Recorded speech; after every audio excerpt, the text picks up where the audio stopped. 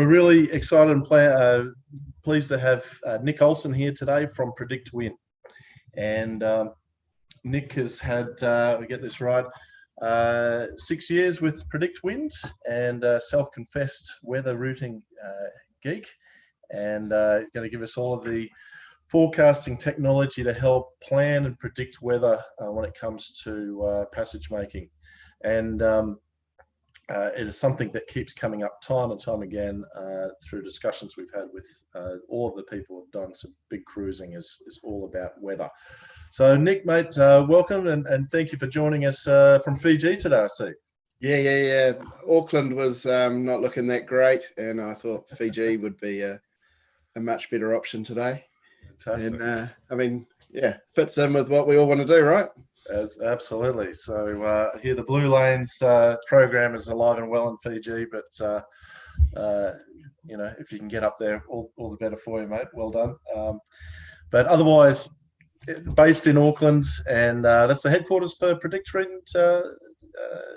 That's a Kiwi invention.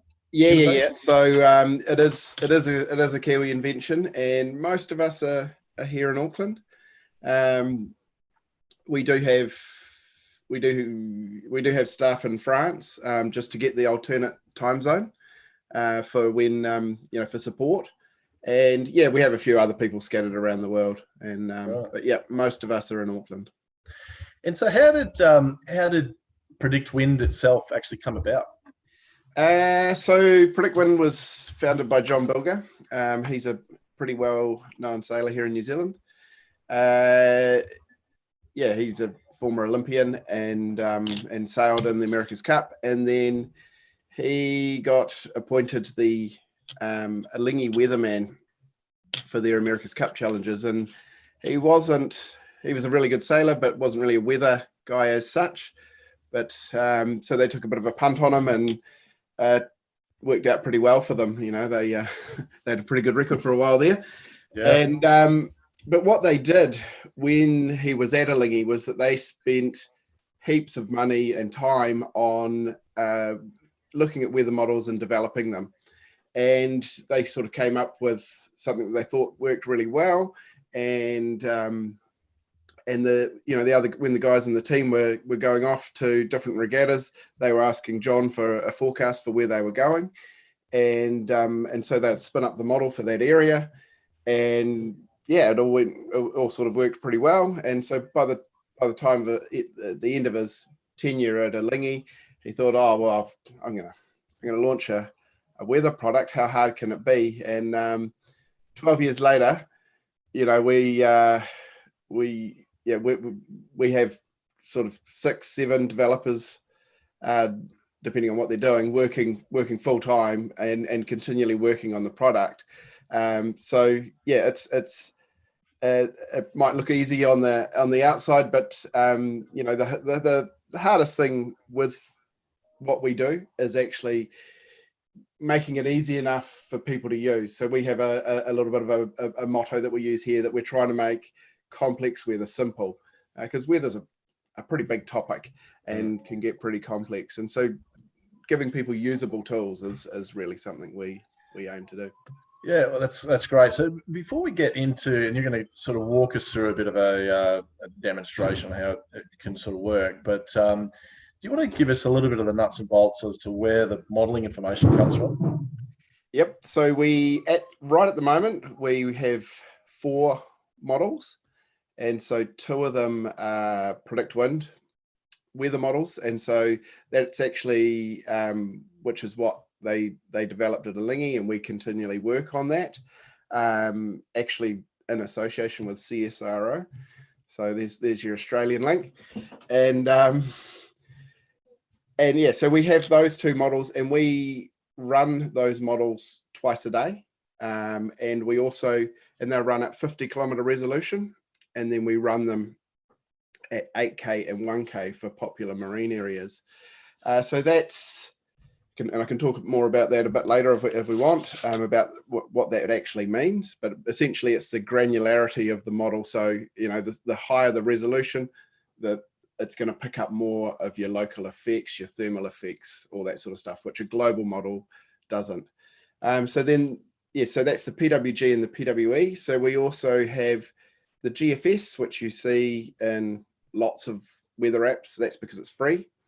And so we have that because it's a great benchmark to compare against.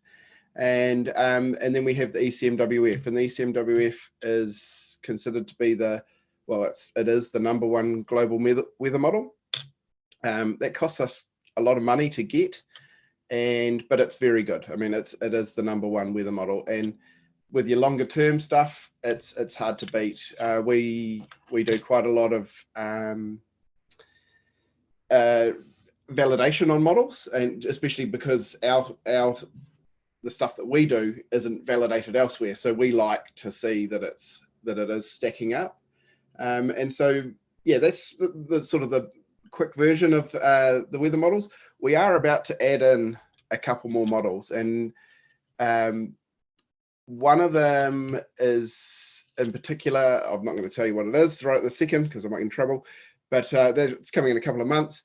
But it's really, really good out at sea, which is obviously important to people here, because the way it's working is it's getting a lot more initial condition data. Like they're able to get a full picture of the globe, which a lot of the other weather models aren't, and so it guesses for certain places around the globe. And you'll often you hear offshore sailors talking about that.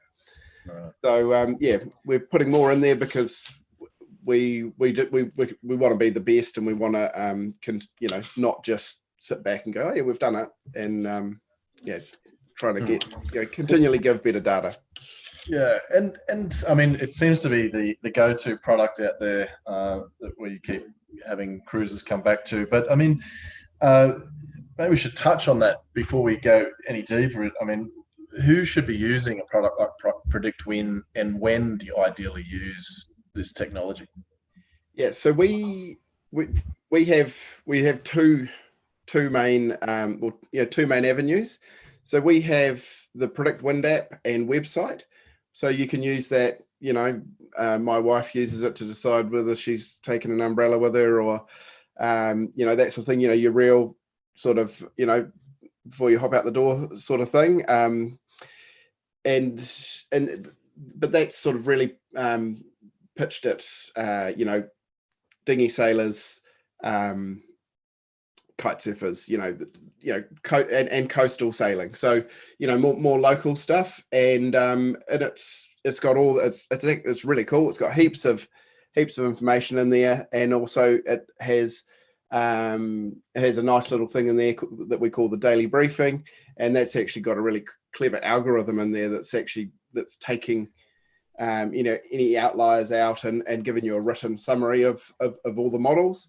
And we did that because John's daughters kept looking at all the tables and coming up with different answers, and he was like, you know what, we need to put how you do this into a simple thing. So we did that, and so that's the Predictwind app, and it's that's probably more in line with your Windy or Wind Guru or Wind Willy or whatever it is you guys have over there. And it's there's a lot in there. You can dig really deep in it, or you can just sort of go across the surface. The bit that's probably really useful to the the people that are buying the sort of the boats that you guys have, and is a big focus that we have, is offshore sailing or even coastal cruising. And so for that, we have a product that we call the Offshore app. I'm not sure, but that was named before I started. I might have come up with something a bit more inventive, but I guess it describes what it does. And that can connect with any satellite connection.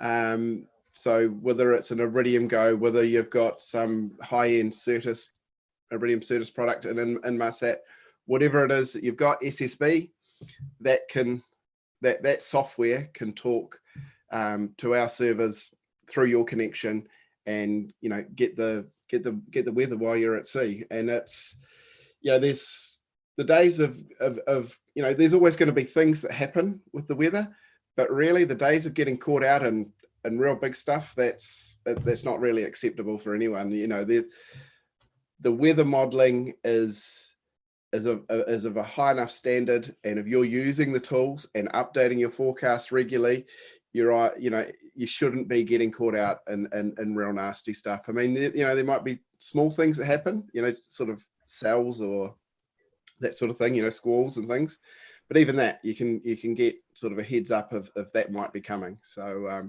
yeah. And this is a big thing we keep coming back to over and over again, particularly with really experienced cruisers who've been around the world and done big passages, is that it's all around weather, picking your weather windows, isn't it? And that's where Predictwind seem to have a really unique set of package or products to help do that passage planning with various routes, as I understand. So do you want to start taking us through what you want to show us on how it works here? And before we go any further too, this is a great opportunity to ask questions as we go. And if we can't answer them now, we'll have time at the end to touch on them. So I'll hand the reins over to you if you like now. And let me just bring this up. Stand by.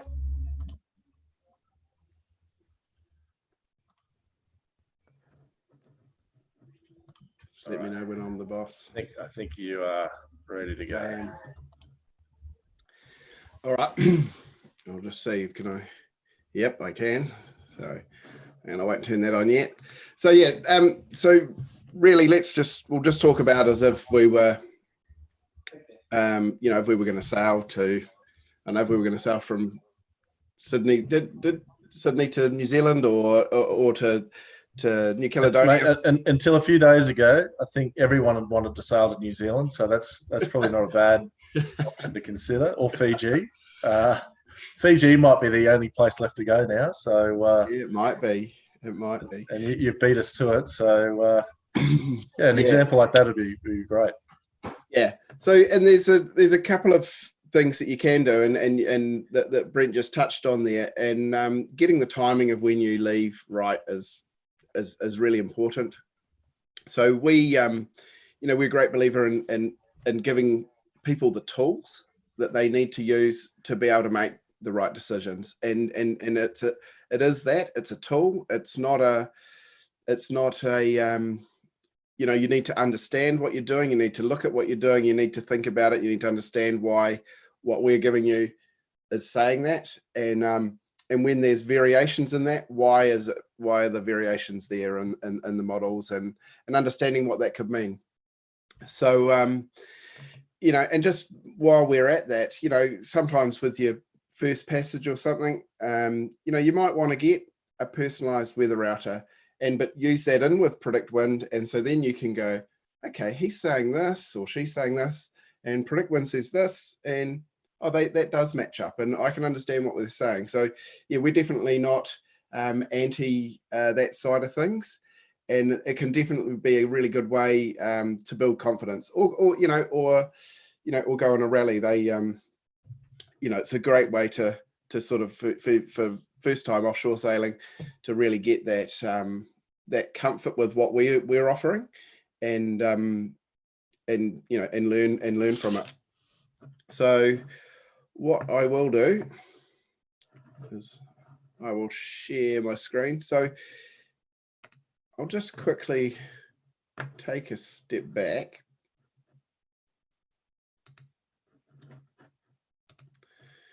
So, and just quickly go over what we mentioned before. So these are this is the Predictwind app, which is, as you can see there, when you've got mobile or Wi-Fi access, and that's you can use that when you're in port or whatever, and a lot of information in there. You can really go take a deep dive, and then what we're going to look at now is the offshore app, and so that's you can use that on a laptop or or a iPad or an Android tablet, which we've got a lot of bases covered there so far as what you can use it on, and it's you can use it at quite a high level, or you can really dive deep. I'm a yeah, I'm a big fan of it. I recently did the round North Island race two-handed at the start of the year, and I used the offshore app the whole way around, and it was amazing. I was using it with an Iridium Go, and obviously two-handed, and we're racing, we're pushing it pretty hard, and some of the time it was pretty rough. We're just sleeping on the floor of the boat, and but I could just press 3 buttons on my iPad, and it was connected to the Iridium Go, and I could get new weather and a new weather route updated. Yeah. And that was pretty awesome. And just to point out, Iridium Go is the satellite phone connection. That yeah. It's an Iridium Go. If you want to learn a bit more about that, have a look on our website. We sell it. And we sell that at cost price because we want people to have a good solution, and it's a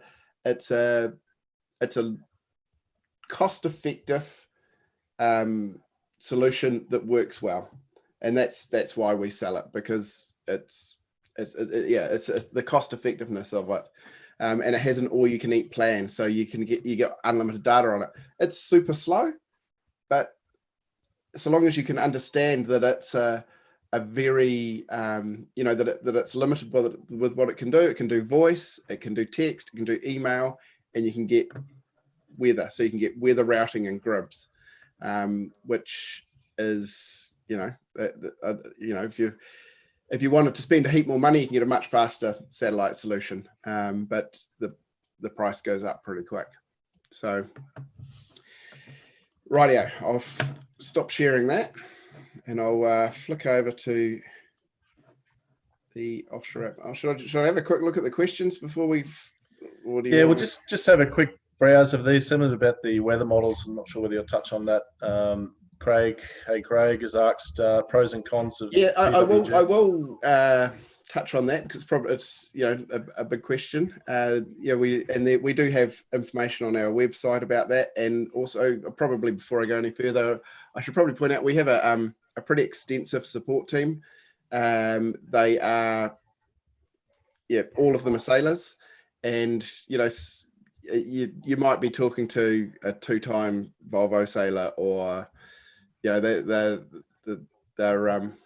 pretty knowledgeable. They know what it's like to be out there, so they're really good. So what the models, what the G and the E stands for is where we get the initial conditions from. So how a weather model is run is every 12 hours there's a snapshot taken of the globe. So all your airplane data, satellite, land observations, all that data is collected by the Europeans and the Americans, and it's all actually submitted to the World Meteorological Organization.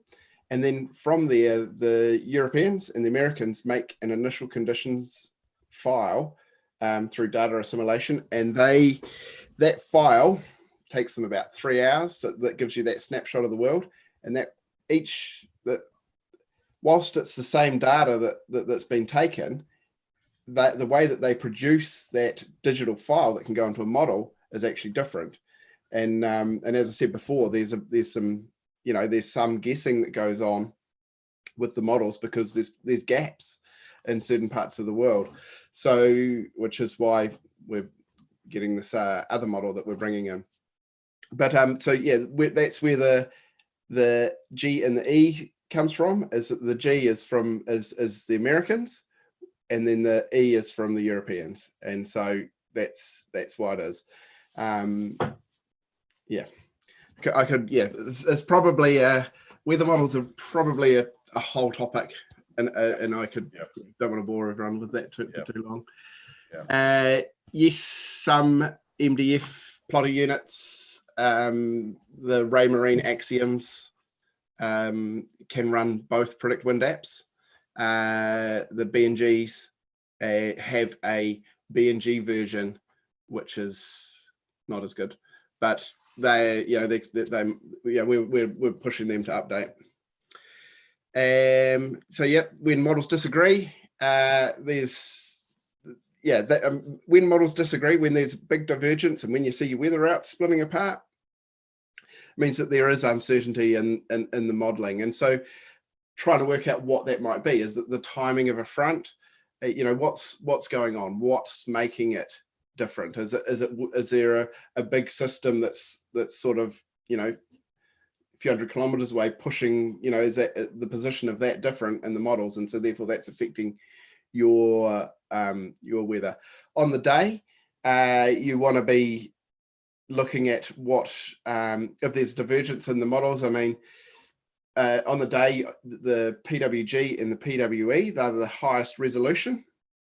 So they're generally going to be more accurate. That they're on the 1K runs out to 36 hours, but that's from runtime. So it's sort of about 24 hours out. And so that 1 kilometer modeling, so for the day and for the next morning sort of thing, that's generally, more accurate. But if there's something wrong in the bigger picture, then that's what they're working from. They're working from the big picture, and then they're taking into account all your local effects. So yeah, and if there's you want to look at the observations, that's a huge part of what we do. We're putting a lot of effort at the moment into our observational network, and so you can have a look at the observations, and you can see in the observations, somewhere that's close to where you're looking to sail, and compare which models matching up with the observations is a good way. So MFDs, yes, there are. We have other webinars online on our YouTube channel, and we also have a lot of video tutorials. So anyone wants to know about other Iridium Go packages, we recommend that you get the unlimited one, so that you can. The reason for that is people really quickly chew through the minutes because it's a slow connection. For the price difference between them, I think about 90% of our customers are on the unlimited package, and the reason for that is that it just means that you can get weather. We want you to get weather. That's our thing. Is we want you to get the weather. We want you to get it twice a day when the weather models are updated. And if you've got the all-you-can-eat plan, then you'll do it. But if you're scrimping over your minutes, you might be like, oh no, we'll just wait till tomorrow, and then you might be 12 hours off something developing, and it's yeah. A grid is just the format of the that they put the models, the weather information and the weather model information in. That's a standard format that's used across the industry. Can't see app on web browser.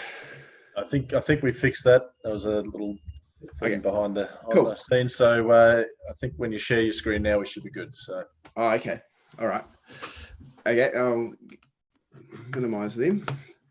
Okay. So I'll flick over, and we will have a look at the offshore app. So this is the Predictwind offshore app. There's a lot in here. But and just before we go on, can everyone see that? Can we just get someone so they can see the screen sharing there? Not fixed. Okay. Can you see it? I can see it, and we've got you as hosts. So tells me I'm screen sharing. Oh no, all good. Okay, we're getting lots of all goods. Okay, cool. So yeah, you can use this to plan your departure. We have a departure planning tool. I won't go into the departure planning tool, but it will run. You can set out, do I want, departures 12 hours apart or 24 hours apart, and it'll give you a rundown of all the models. If you left at that time, you're going to have 60% reaching, 20% downwind and 10% upwind, and what the maximum wind speed would be, and the average wind speed and the minimum wind speed. And so that's, that's actually pretty interesting once you start using it and you start looking at the departure planning, because you realize how much getting those weather windows right really matters, and how it can make a difference to your passage and the enjoyment of your sailing. No one, unless you're going racing, even then, no one's choosing to sail upwind in 35 knots in a 4 or 5 meter swell. That's not what we're here for. And so using these tools and understanding how to use them and getting it right, it can make a huge difference to your enjoyment. So anyway, we'll run the weather routing. The weather routing is very clever. It is, for each route, there are 1 billion calculations going on. And what it does is a unique feature of this software and how Predictwind does this is that when you say, so I've got my green start point here, and I can move that to wherever I am along my trip, and there's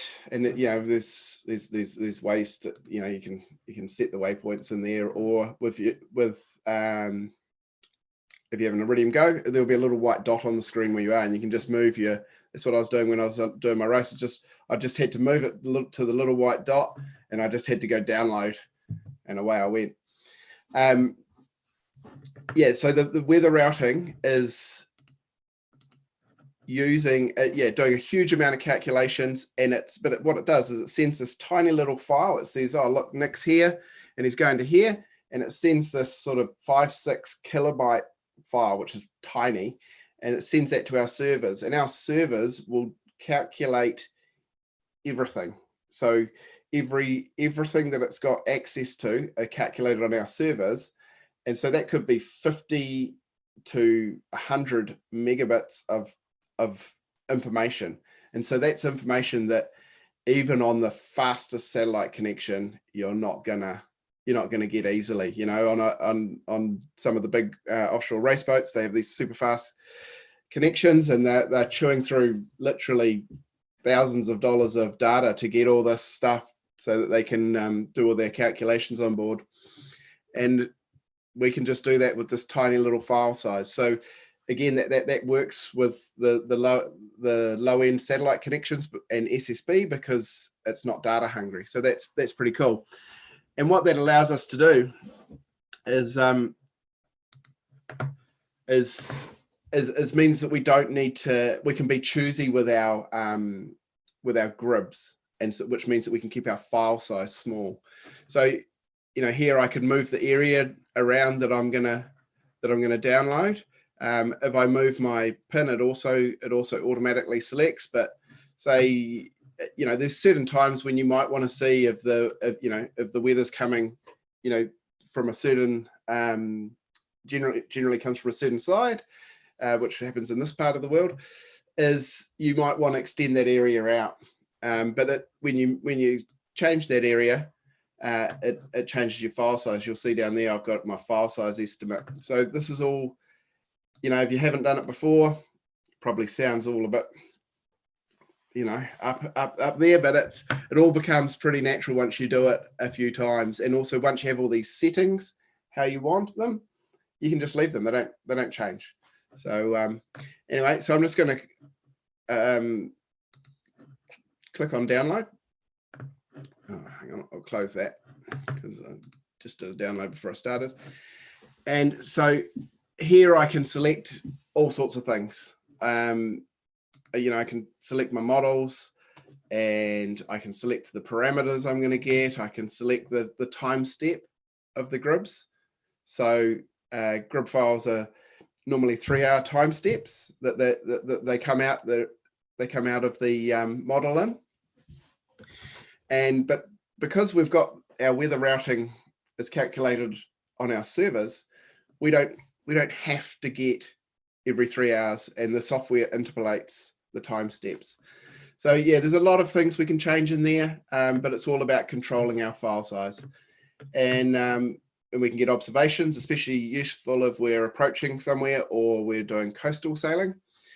And I could get ocean data, and really, you can. It's a huge, a big file size to get the ocean data. But the good thing about ocean data is that it doesn't change quickly.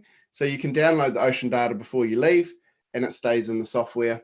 And so you can overlay your weather route, your new weather route that you've got as each time that you update. You can lay that over the ocean data. See ocean currents. So, but we won't go into that.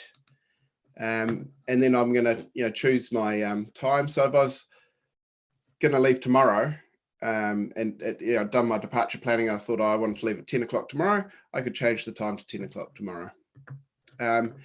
GMDSS, that's written by the local meteorological authority. So for New Zealand covers a big part of the Pacific, and Australia obviously BOM covers all this. So that's written by a meteorologist. It's a tiny file size, about 6-7 kilobytes. And that's a really good heads up. Is there a cyclone developing somewhere? That's where you're going to see. You might not be able to see that in the grids, but you might be. If that something like that was happening, you would see that in the GMDSS. It's a written text forecast. Really good stuff. Again, with satellite imagery, you might be able to see something forming there. Tracking. So we do a lot of tracking. What's cool about the tracking is that you can, if you're sailing with a group of boats and you've all got Predictwind, and it doesn't matter whether you're on SSB or Iridium Go or a sat phone or whatever, you can update your position, and then everyone else that you're sailing with, they can actually see where you are as well. So really cool for rallies. Everyone in the rally can see where everyone else is, and so we recently did the OCC did an Atlantic crossing. Lots of people going from the Caribbean back to Europe, sort of unexpectedly due to COVID, and so there's about 150 boats on our tracker in that. And one of the guys was telling me afterwards that when they got on a certain range, they'd actually change course so that they could go and sail with someone for a while. So that was pretty cool. And yeah. Anyway, I'll click on next. So anyway, this is where we download our grid files, and I've just made the Zoom thing go. At the top here, we can select our connection type. So if I had an Iridium Go, optimizer. Optimizer is a little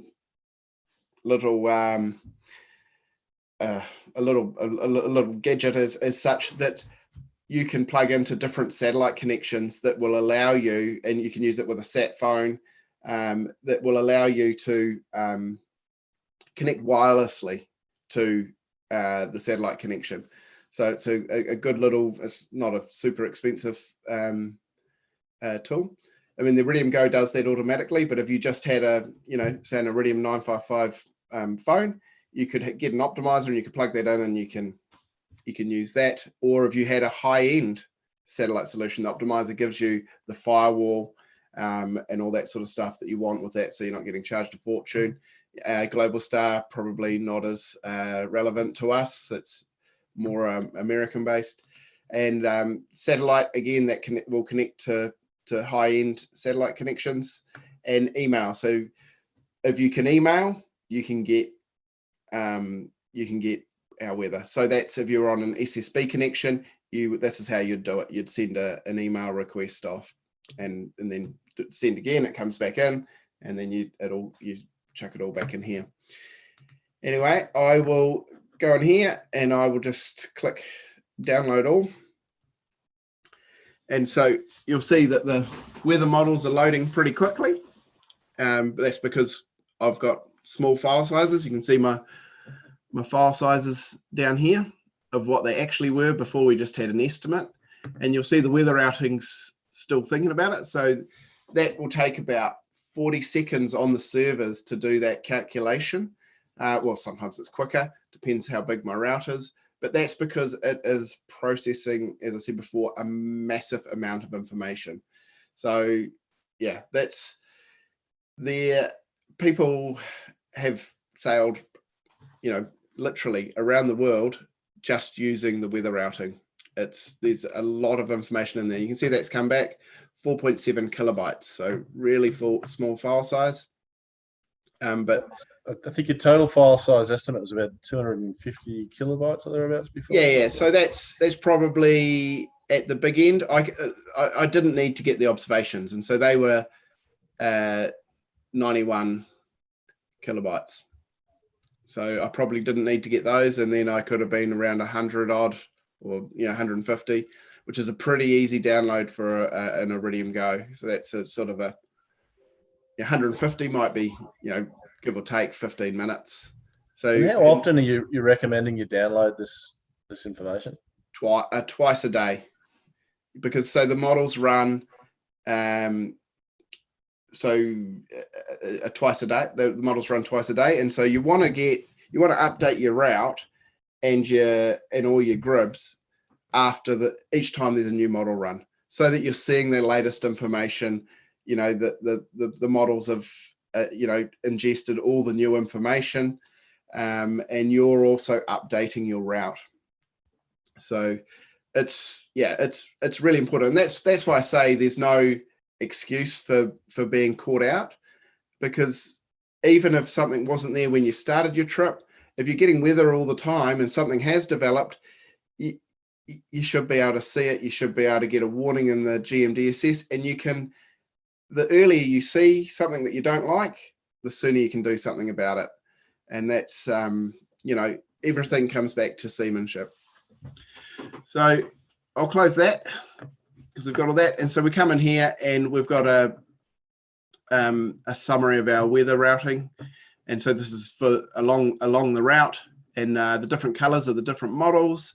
And, while there's a bit of jumping around there, there's definitely a pattern between them all. And we can go through here, and we've got all the details of our route. So probably something I haven't mentioned is polars. So polars are your expected boat performance, and they're really important to get right. We have lots of different boat designs in there, and you can choose your one, or you can make your own polars, or you can put what we call a sail polar in, which is sort of pretty basic. But getting the polars right, understanding how fast your boat travels. This looks like the boat I sail on. Understanding how fast your boat travels, and that these numbers, at 55 true wind angle and 13 knots, do I do 7 knots over ground?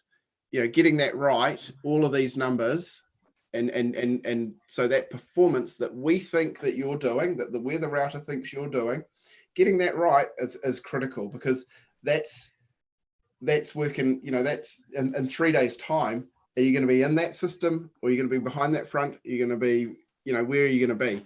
So get your polars right. You can change the polar percentage. So if it's too fast, you can move it down, and we have options in there for motoring as well.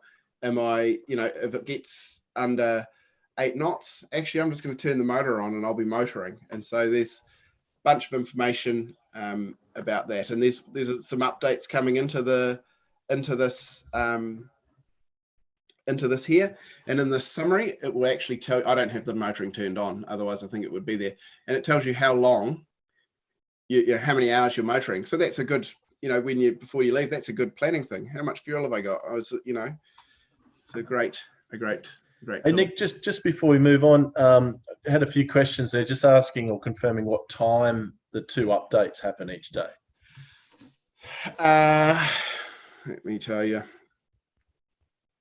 They are listed on our website, and actually in that download page before, it would have said what time each model had updated.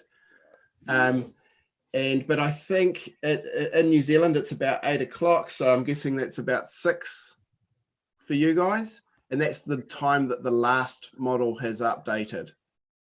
Right. So that's the ECMWF is usually the last to update. It takes the longest. The PWG and the GFS update the soonest. They're faster to run. So yeah, but that's important information to know. Like, you want to know what time of the day they update, and it is, as I say, this actually told us before. I probably should have pointed it out. It would have said when we did that on that downloads page, it said what time that model was run. So we would have been looking at this morning's model runs, which is, so yeah, anywhere between 6 and 8 a.m. New Zealand time. So, earlier for you guys. But yeah, we do have that information. It's in here. It's also in the Predictwind app. You can tap on it and it'll tell you what time all the forecasts are updated. It's knowing that piece of information is definitely important. What else did we have?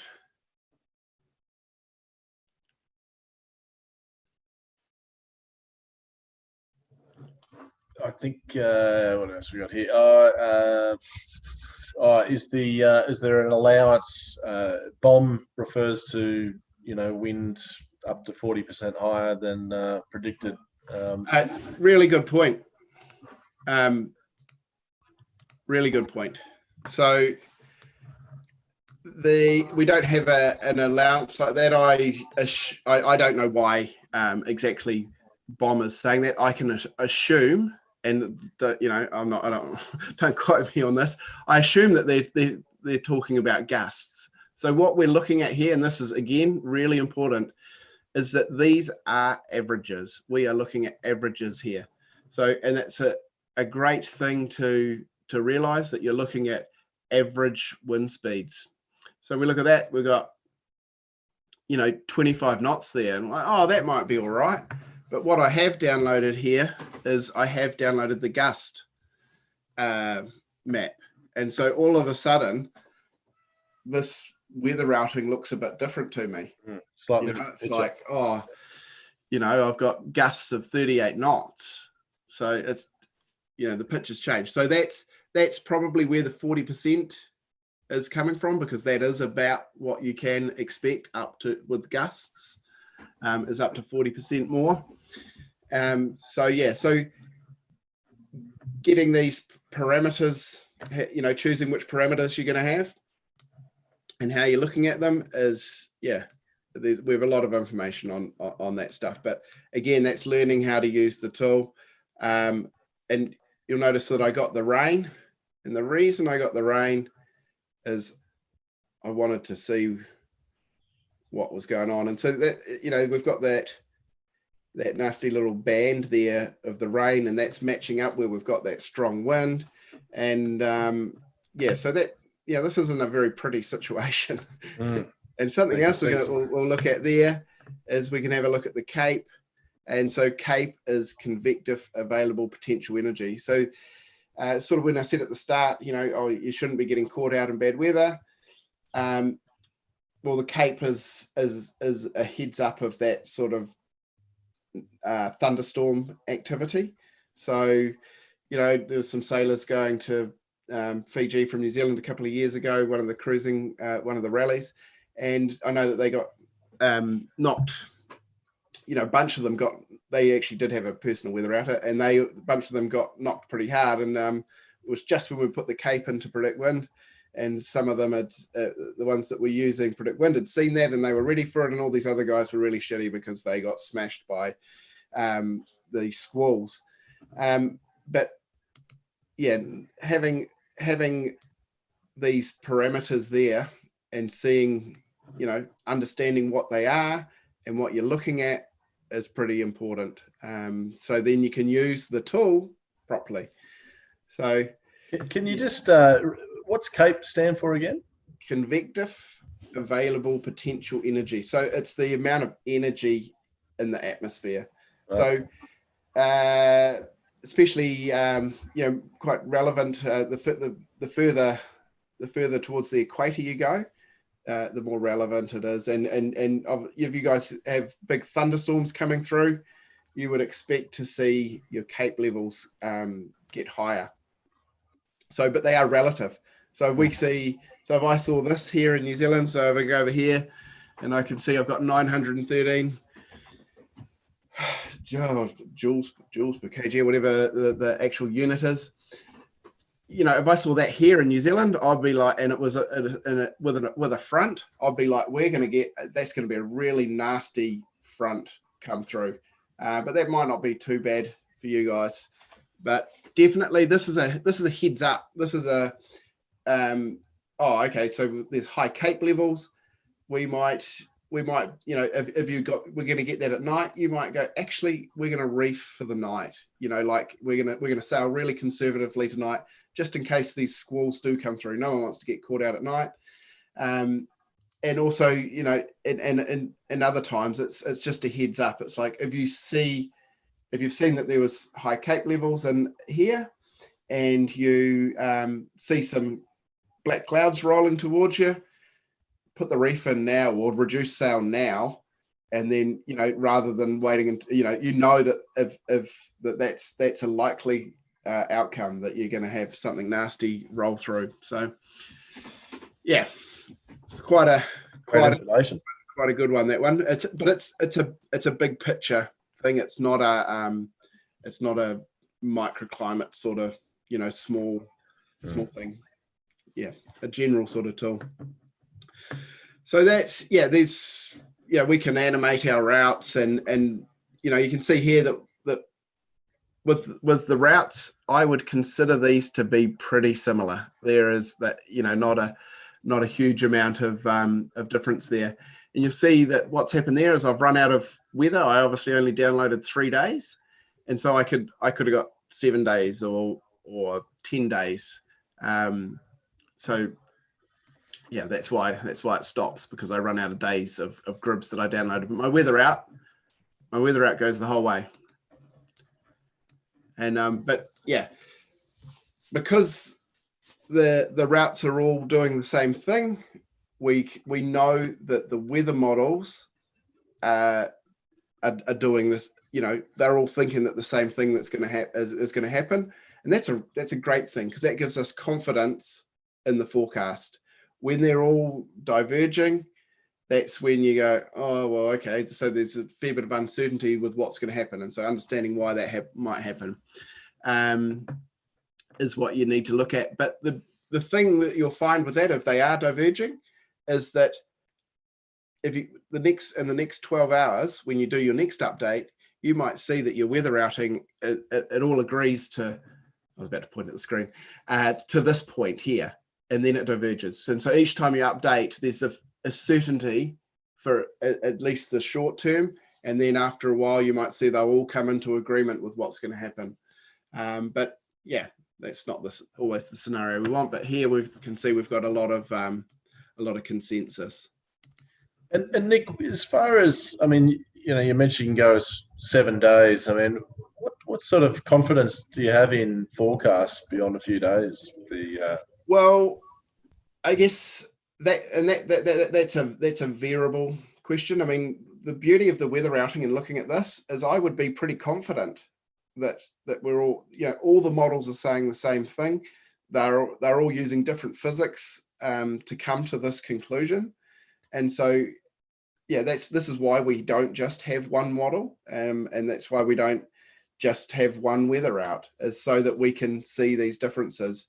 5 to 7 days is it definitely does, the accuracy does decrease. But yeah, as I say, when we look at something like this and we see them all doing the same thing over this longer period of time, the confidence is pretty high that this is what's going to happen.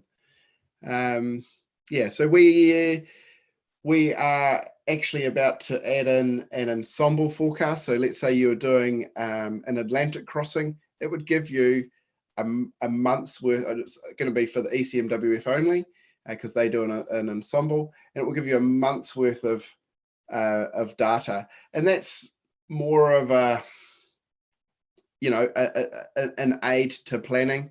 But as I say, you'd be getting your weather along the way the whole time. And so, you'd be updating that, but it's definitely a good planning tool, that ensemble long-term stuff. So far as long-term modeling goes, the ECMWF does outperform other models other than the new one that we're going to add in. So yeah, it's definitely that's why it's the #1 weather model in the world, for its it's the gold standard that everyone's trying to beat, especially at that longer term time frame. Excellent. Okay. Well, do you want to take us through any more there? We're coming up on the hour, so we'll. I think I'll just I don't think I'll go through more there. I mean, there's a lot of we do have other webinars that we've done in the past. We have more stuff on the Iridium Go, but as I said, our support staff are really there to help you. If you've got questions, if you want to try it out, just go, get in touch with them.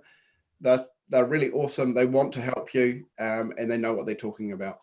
So yeah, definitely, if you're interested, you want to know things, ask. We're definitely, we're there to help. So fantastic. Yeah. I'll just stop sharing my screen.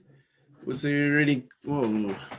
There's a lot of questions come through here. I think we've answered some of it. We've got some questions there around pricing. That are there any packages or deals for an annual package? Answer that. So so far as forecasts go, we do 3 months and 1 year, and it is cheaper to buy a year.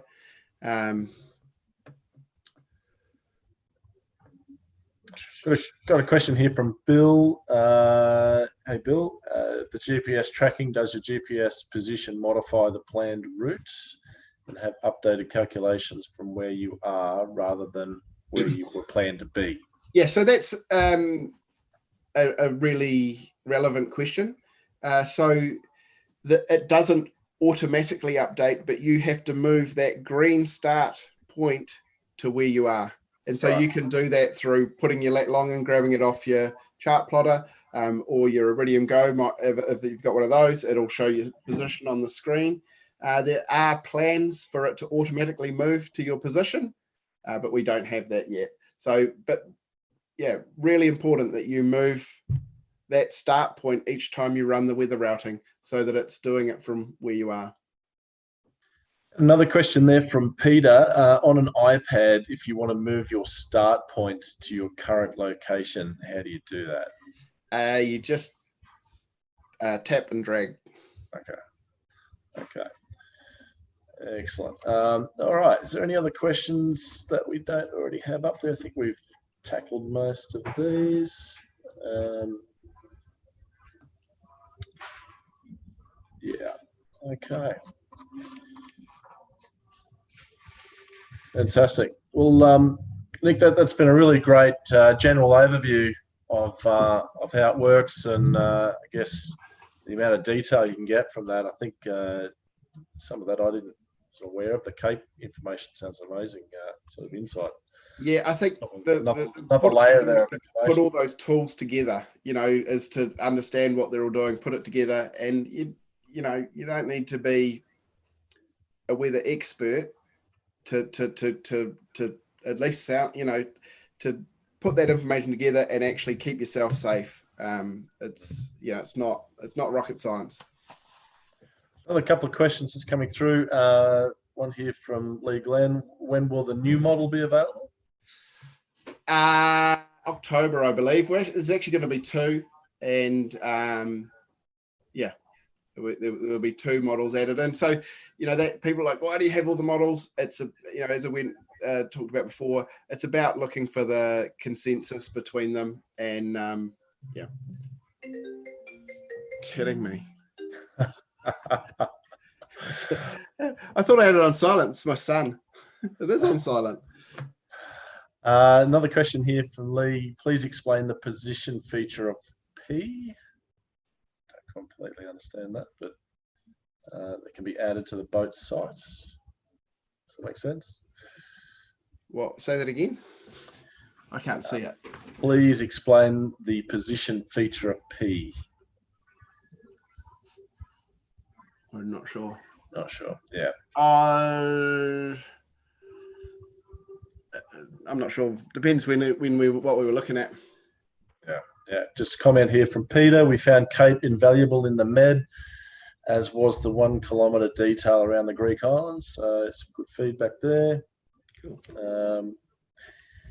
Yeah. Well, listen. Anyway, we'll wrap it up there. I really appreciate the time though today, Nick. I mean, all of our cruisers out there doing any sort of passage planning and out on the ocean seem to keep coming back to Predictwind. It's definitely the go-to product on the market, and you guys have done a fantastic job with innovating this. So appreciate the time. And when you really get out, are you actually going to go to Fiji, or what's something you've done? Probably not this year. No. Yeah, obviously we've got the cyclone season starting in November. So yeah. All right, yeah. Well, thank you very much for having us, and thanks for giving us the opportunity. And for anyone else that does have more questions, please jump on and have a chat with our guys on support. They're awesome. Yeah, so obviously all the information, the pricing packages are on your website, Predictwind. Yep. And the Iridium Go packages there also, are they? Yep. I know there's a partnership there. Yep. Excellent. All right. Well, appreciate your time, Nick, and thank you, and stay safe, and hope to see you in Fiji soon. Yeah, cheers, mate. Thanks very much. Okay.